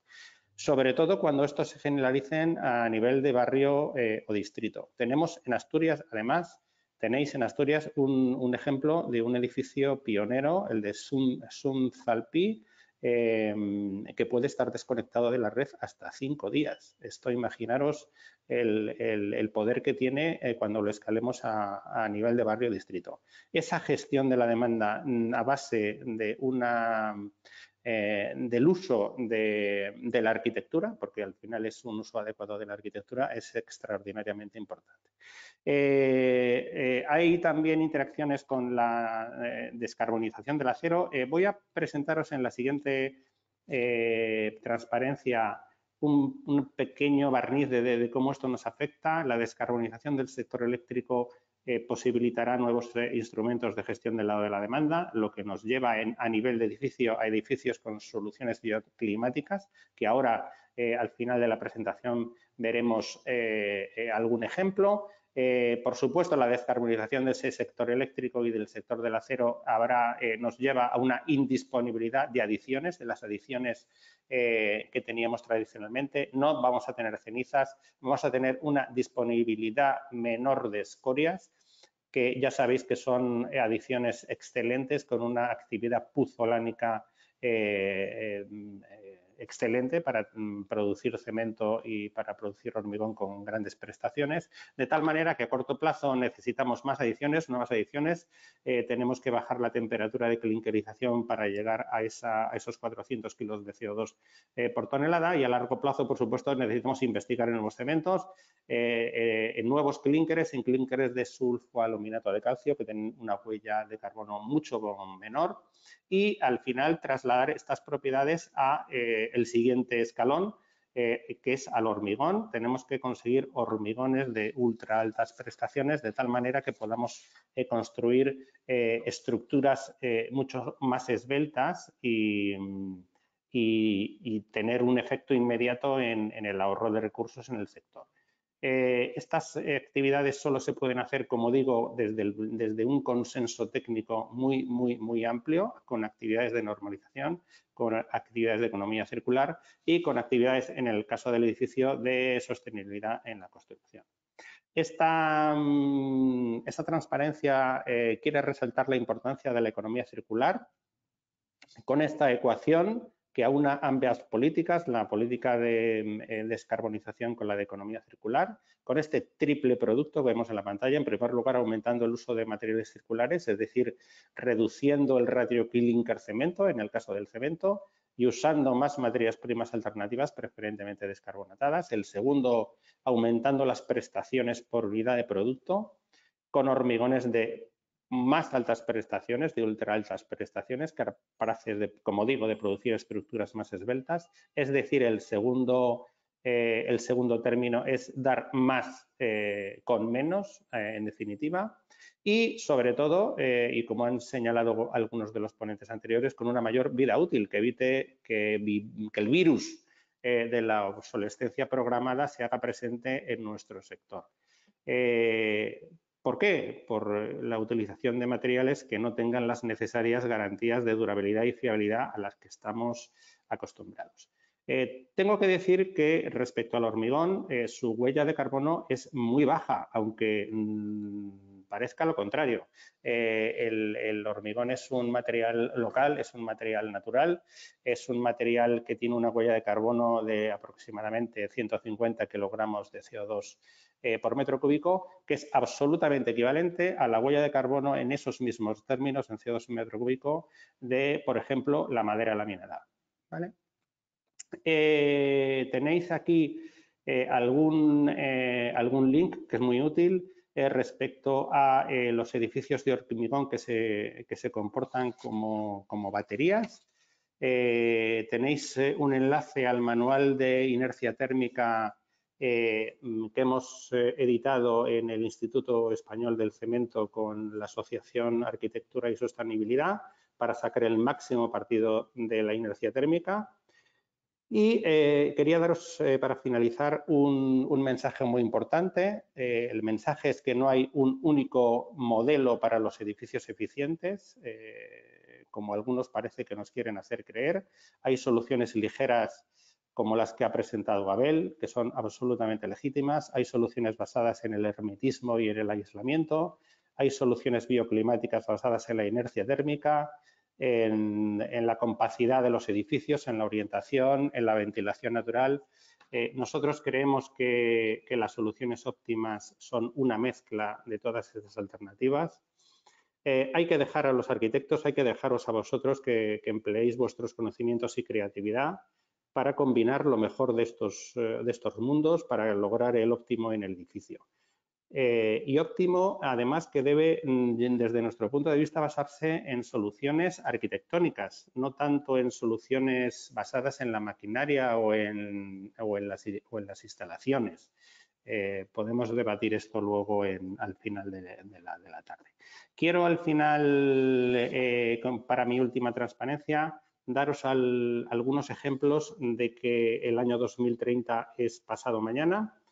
El compromiso de los materiales de construcción y del cemento y hormigón es firme, el tránsito no es fácil, pero no debemos defraudar a los usuarios de los edificios, manteniendo nuestros niveles de calidad, de fiabilidad y de durabilidad.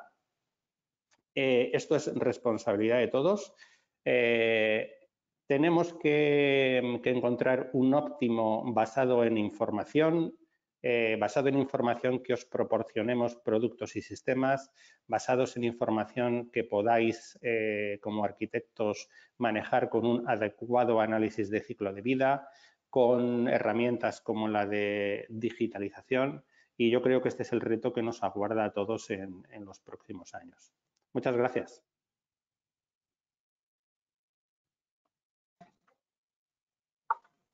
Muchas gracias, Arturo. Vamos muy bien de tiempo, así que yo creo que después tendremos algo más de tiempo para poder hablar un poco más sobre estos temas. Y por último, para finalizar, está Marlene López Fernández. Ella es arquitecta biodigital en Volumínica Studio, directora del laboratorio biomimético y máster en 2009 en arquitectura biodigital. En 2017 presentó su tesis doctoral Envolventes arquitectónicas vivas que interactúan con su entorno. A lo largo de 12 años de experiencia como arquitecta investigadora ha desarrollado varios proyectos arquitectónicos y proyectos de investigación y ha reunido más de 400 horas de enseñanza, publicaciones, ponencias y conferencias en congresos internacionales. Marlene, cuando quieras. Gracias, Amaya. Voy a compartir la presentación. ¿Lo veis, verdad? Bueno, sí, gracias. Lo primero me gustaría, bueno, aprovecho para saludar a mis compañeros de jornada y felicitarles pues, por su trabajo y sus investigaciones tan interesantes. Y también, por supuesto, agradecer al Colegio de Arquitectos la invitación a participar en esta ponencia, que, bueno, yo creo que son unas iniciativas muy interesantes, pero a la par muy necesarias, ¿no? Para lograr entre todos este cambio y este modelo de consumo, y que nosotros como creadores también somos responsables, ¿no? de este proceso. Bueno, como bien explicaba Maya, pues yo tengo un estudio de arquitectura y diseño audiovisual con mi compañero Manuel Persa, y luego a la vez también pues estamos poniendo en marcha un laboratorio biomimético del que os hablaré en la segunda parte de la presentación. En Volumínica, que es el estudio más convencional de diseño, pues desarrollamos proyectos de branding tanto a nivel de marca, pero que luego lo trasladamos al espacio arquitectónico. Para hoy pues me gustaría hablaros de este proyecto del escaparate de Oviedo, de una clínica en Oviedo. Los que seáis de Oviedo seguramente, bueno, estaréis familiarizados con este proyecto, porque esta es una clínica que está en el centro de la ciudad, en la calle Asturias, y es un escaparate muy llamativo a pie de calle que seguramente hayáis pasado por delante y lo hayáis visto en alguna ocasión. Llevamos trabajando para este cliente ya bastantes años, y lo que en principio, bueno, había sido un proyecto de diseño en el que queríamos reflejar pues, esos valores de la marca, del cliente, poco a poco pues fue cogiendo un cariz de sostenibilidad y de reflejar otros valores que ya el cliente también nos estaba empezando a pedir, que quería llevar a cabo en el propio funcionamiento de la clínica. Entonces, bueno, aquí veis el escaparate que les montamos con estos espejos como herramienta de trabajo de los dentistas. Y a la derecha veis la imagen de la campaña que les hicimos, siguiendo una campaña que tenía Greenpeace, de si no es reusable, recházalo. Pues propusimos sustituir los cepillos de dientes tradicionales de plástico pues por otros de otro material más sostenible, y un poco fomentar esa cultura de no tanto usar y tirar, sino bueno, pues el conservar más los objetos, ¿no? y el intentar reflexionar sobre nuestra manera de consumo. Nosotros este proyecto lo entendemos como una oportunidad, como un escaparate, nunca mejor dicho, también, para poner en valor todo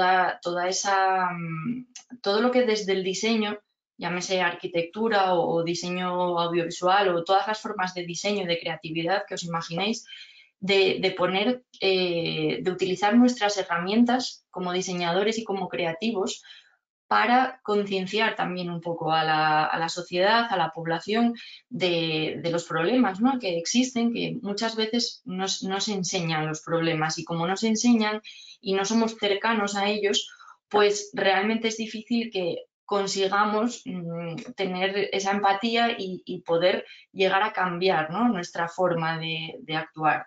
Entonces nosotros en los proyectos de arquitectura efímera realmente encontramos un escenario muy interesante para poder aplicar estas experimentaciones y sobre todo, bueno, pues de ver cómo estas arquitecturas temporales, pensar en ferias, en exposiciones, en stands, pensar a gran escala, ¿no? Bueno, pues una instalación de los Juegos Olímpicos, cómo la cantidad de residuos que se generan y cómo un despliegue tan grande de tantos recursos para algo muy concreto en el tiempo, que luego pues no se sabe muy bien qué va a pasar con esas instalaciones. Pues por ejemplo en los Juegos Olímpicos cada vez se está reutilizando más lo que se hace pues para una edición, y luego se trata de reubicar esos edificios, darles un nuevo uso.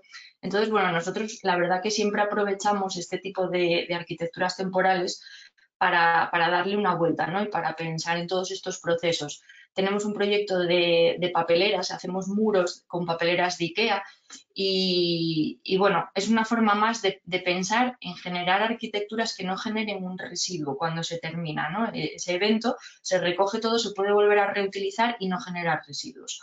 Bueno, pues con el escaparate y quisimos hacer ya un poquitín esta campaña de aprovechar los residuos para hacer algo creativo. Y entonces, bueno, organizamos esta campaña que la titulamos Mi granito de arena y que consistió en organizar una campaña de recogida de basura en la playa de San Pedro, en Soto de Luiña, y de una forma totalmente voluntaria, pues la gente se apuntó y vino a pasar ese día y entre todos pues recogimos un montón de basura de la playa. Es verdad que es una playa muy limpia, porque bueno, nosotros la escogimos más por el vínculo personal y de cariño que le tenemos, que no porque sea de las más sucias, ni mucho menos, esto me gustaría aclararlo también. Y ese día, bueno, pues nos reunimos allí cerca de 70 personas y entre todas recogimos un montón de residuos. Fue una jornada, la verdad, que muy agradable, creando también una comunidad, ¿no? Y bueno, otros valores también sociales que parece que se están perdiendo en la sociedad actual, en la que vivimos de manera muy individual. Y con todo lo que recogimos, pues luego hicimos una selección y una separación de los residuos. De todos ellos, nos quedamos para el montaje del escaparate, seleccionamos pues los 4 tipos de residuos más comunes y ellos son, bueno, pues las colillas, los plásticos, los metales y el vidrio y el material de pesca. Y aquí me gustaría leeros unos datos para que os hagáis una idea del alcance, ¿no?, que tiene todo esto.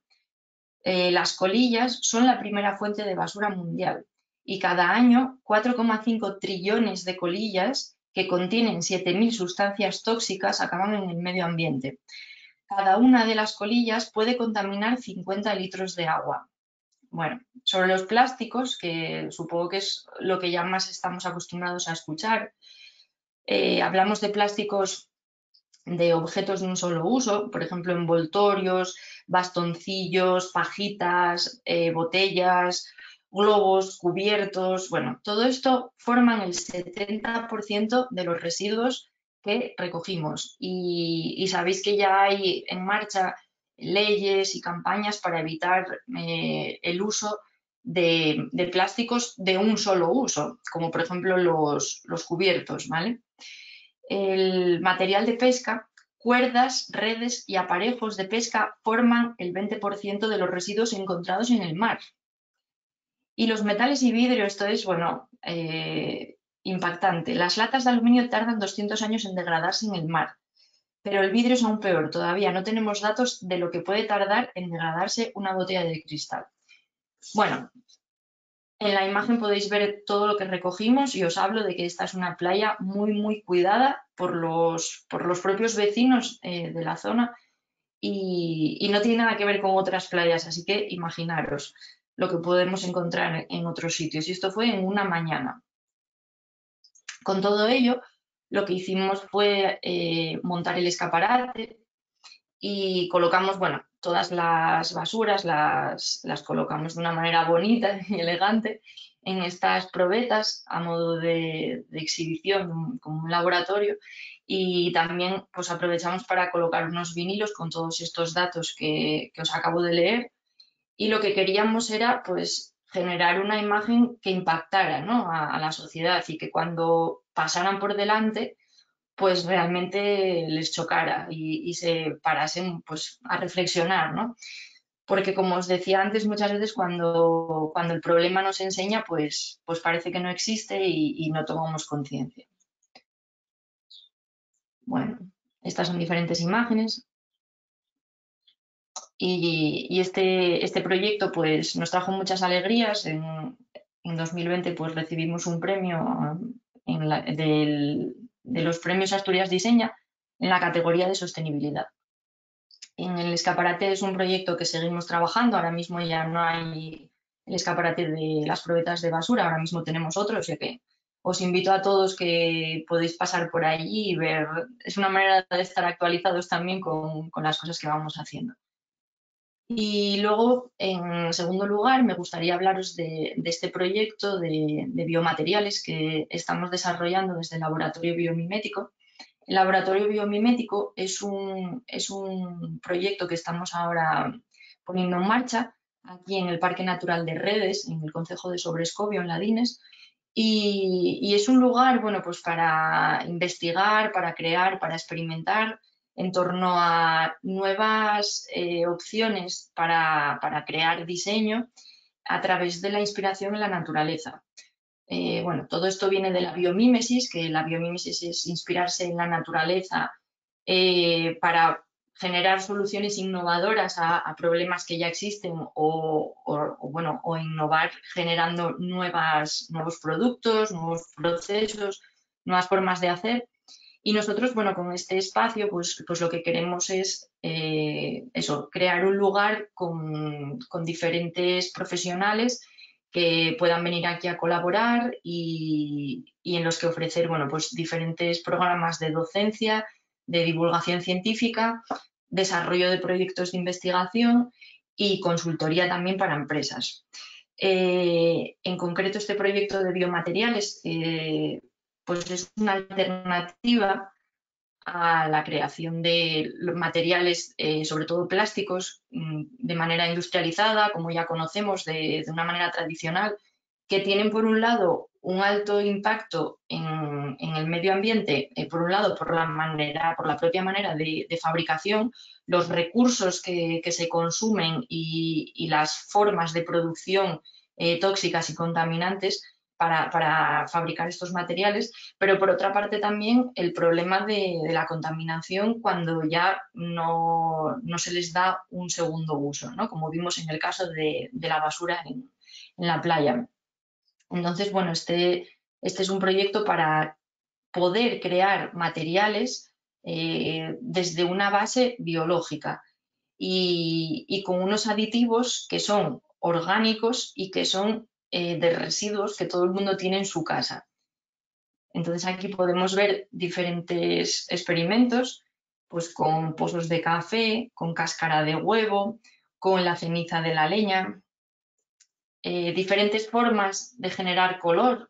La naturaleza pues genera color de una forma que no es tóxica ni altamente contaminante. Entonces, bueno, aquí experimentos, en este caso sería pues con el zumo de la remolacha, con agua de remolacha, cómo poder crear tintes naturales. Aquí vemos el del café, que tiene una textura pues muy parecida al cuero. Se puede pensar para alternativas textiles, para tejer fibras. Y este es un proyecto que comenzamos a desarrollar el año pasado, en la época de la sidra, aquí en Asturias, en otoño, con la magalla, que son los restos de la manzana cuando se va a hacer la sidra en el llagar. Y aunque realmente en los pueblos, en el medio rural, la gente que hace sidra, pues este residuo no lo consideran basura porque tiene otra utilidad, ¿no? Se la da de comer al ganado o incluso para la tierra. Pero nosotros, bueno, queríamos probar a ver qué pasaba utilizando este aditivo en la creación de los bioplásticos. La manzana tiene una sustancia que es la pectina que funciona como la gelatina, ¿vale? Como ese aglutinante. Entonces, bueno, es un proyecto muy interesante que estamos trabajando en él para ver si se puede crear un producto también para la industria de la sidra y poder volver a meter en ese círculo, en esa cadena de consumo y de producción, algo que es un residuo considerado basura, pues cómo verlo como una oportunidad, por eso el título también de la charla, ¿no? de cómo al final el residuo y la basura pues se convierte en una oportunidad para seguir creando y para seguir desarrollando ideas de diseño. Y bueno, creo que ya nada más, no me quería tampoco enrollar mucho y solo contar esos dos proyectos, así que luego si queréis hacer alguna pregunta cuando finalicemos ya, pues encantada. Muchas gracias. Muchas gracias, Marlene. Bueno, pues creo que hemos terminado con todas las ponencias. Entonces ahora podemos abrir un turno de debate, si os parece.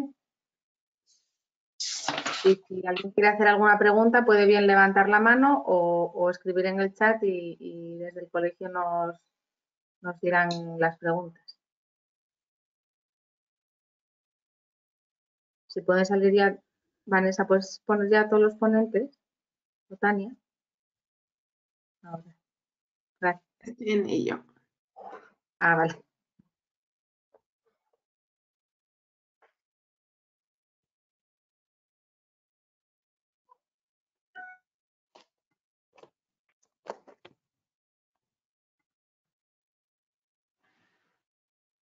Vale.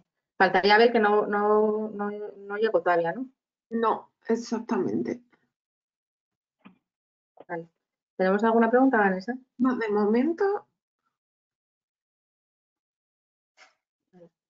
No sé si queréis hablar un poco, ya que habéis hablado cada uno de diferentes materiales, ¿qué percepción tenéis vosotros en la sociedad de este tema del tema sostenible y del ciclo de vida de los materiales? Porque sí que es verdad que la eficiencia energética está como muy interiorizada, les afecta al bolsillo, pero yo veo que cuando se les habla de aplicar diferentes materiales o bueno, ¿qué percepción tenéis de la sociedad? Porque todavía en España andamos como muy a la cola de todos estos temas. ¿Y cómo creéis que podríamos mejorar? ¿Tengo el audio dado? Sí, ¿no? Sí. Pues si me permitís, empiezo yo, abro yo el fuego. Yo creo que claramente hay materiales que tienen mala imagen, ¿vale? Desde el punto de vista de la sostenibilidad y desde el punto de vista de la descarbonización. Uno de ellos es el cemento, claramente. Algunos piensan también que el hormigón es un material intensivo en energía y que tiene una huella muy alta. El hormigón tiene una huella baja. Hay algunos materiales tradicionales como el acero, como la cerámica, como el vidrio, que también tienen huellas de carbono altas. Pero precisamente algunos de estos materiales, como los materiales aislantes o el vidrio, todo el mundo piensa que es necesario introducirlos en el edificio. Nadie puede pensar que un edificio no se aísle, aunque sea con lana mineral. Sergio, creo que ha sido Sergio el que ha hablado del aislamiento con lana mineral. Y entonces yo creo que mi mensaje es que todos los materiales deben ser utilizados y debe ser el arquitecto el que busque el óptimo en la combinación de estos materiales. Hemos visto que Sergio también tenía algunas combinaciones de metal con madera y esas soluciones son las que debemos ofrecer a los clientes. Es decir, no debemos pensar en que los juicios previos deben modificar nuestra manera de pensar o nuestra manera de concebir un proyecto y solo la aproximación a un proyecto desde el punto de vista científico y técnico, es decir, con un análisis de ciclo de vida y con información de los productos y sistemas, es la que puede llevarnos a tomar las decisiones correctas.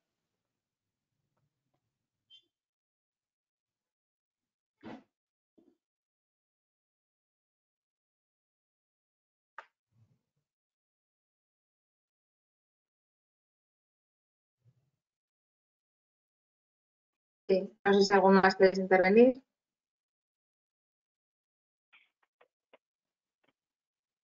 O si queréis hablar de algún otro tema.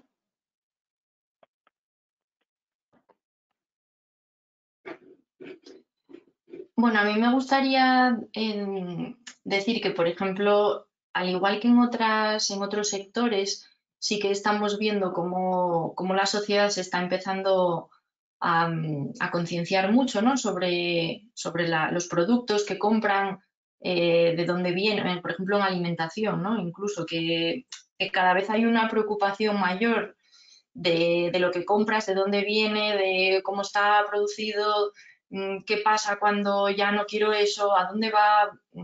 Es verdad que la arquitectura por parte del usuario todavía queda mucho no mucho que aprender, pero creo que por nuestra parte, como profesionales de la arquitectura, del mundo del diseño, es nuestra labor o nuestra responsabilidad transmitir, ¿no? todo lo que queda por hacer y todo lo que se está haciendo, porque muchas veces es desconocido. El usuario final, pues muchas veces no tiene ni idea de la innovación que hay, la investigación que hay en todos los procesos, todo lo que se está avanzando, y creo que realmente hay que hacer mucho trabajo de divulgación y de dar a conocer, porque muchas veces los clientes, cuando se enfrentan a pensar cómo quieren su casa o cómo quieren, no sé, su local, pues es que ni piensan en aspectos de sostenibilidad, pero que yo estoy segura de que es por un aspecto de desconocimiento, de que, bueno, que creo que tenemos que ser más activos en la labor de transmitir, ¿no? Todo lo que se hace, toda la innovación, e intentar, bueno, que pase a ser algo familiar y conocido por el público que no es especialista al final, vamos. Sí, yo creo que en la línea de lo que dice Marlene, en el mundo de la construcción y la arquitectura somos un país muy tradicional todavía, ¿no? Y igual que quizá esos avances han venido por el mundo de la alimentación, o sea, a nadie le extraña ya pagar un poquito más por un producto bio, cuando en Alemania todos los supermercados son bios desde hace 10 años prácticamente, ¿no? O en temas quizá de ropa, ¿no? También empieza a haber una conciencia sobre cómo está hecho el abrigo que yo llevo y qué pasa una vez que ese abrigo ya dejo de utilizarlo. Creo que en construcción va a llegar. Nosotros lo notamos mucho, por ejemplo, en industrialización. Hace 10 años era un sistema casi extraterrestre y muy desconocido, y ahora es algo que se ha ido poco a poco acercando con conciencia, con educación y demás. Y pienso también que la pandemia ha acelerado un poco esto, ¿no? Sobre todo más asociado a la salud, quizá, pero también estos materiales nuevos y esa forma de consumo menor, etcétera, está muy vinculado también a la salud. Entonces, yo creo que va a haber una aceleración, y lo notamos todos ya, que hay clientes que empiezan con naturalidad a plantear determinados materiales que no quieren que se use, o otros que asumen que tienen un coste mayor, pero que se pueden incorporar a su proyecto, ¿no?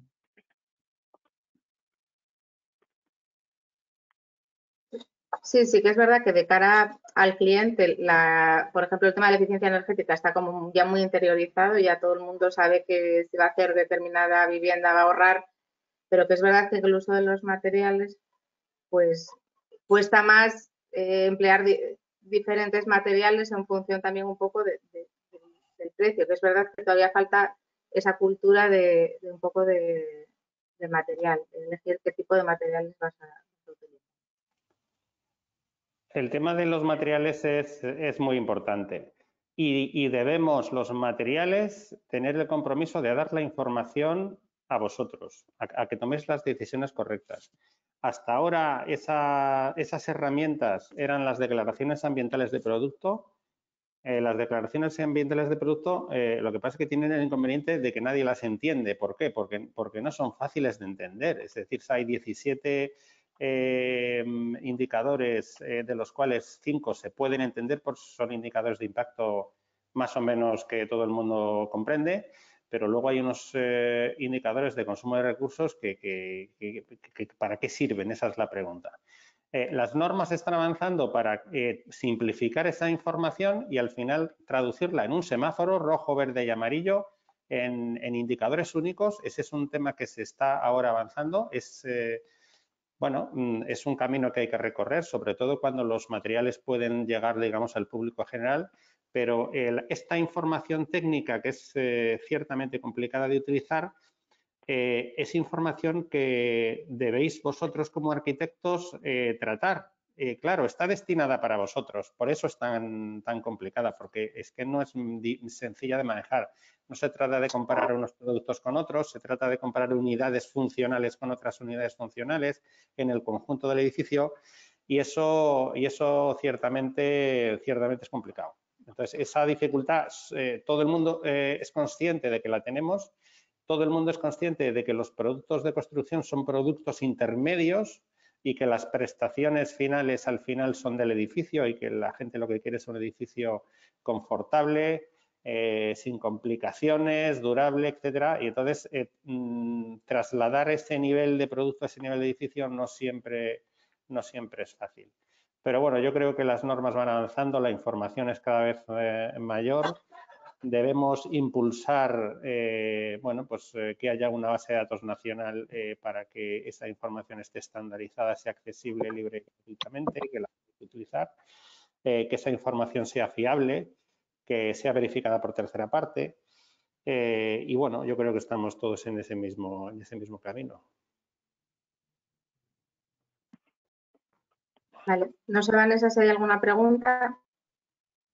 No. Yo creo que lo habéis dejado todo súper claro y habéis hecho unas explicaciones muy concisas porque no hay intervenciones. Bueno, pues no sé si queréis decir alguna cosa más a modo de finalización o si lo dejamos aquí, lo que vosotros queráis. Bueno, yo agradeceros la invitación.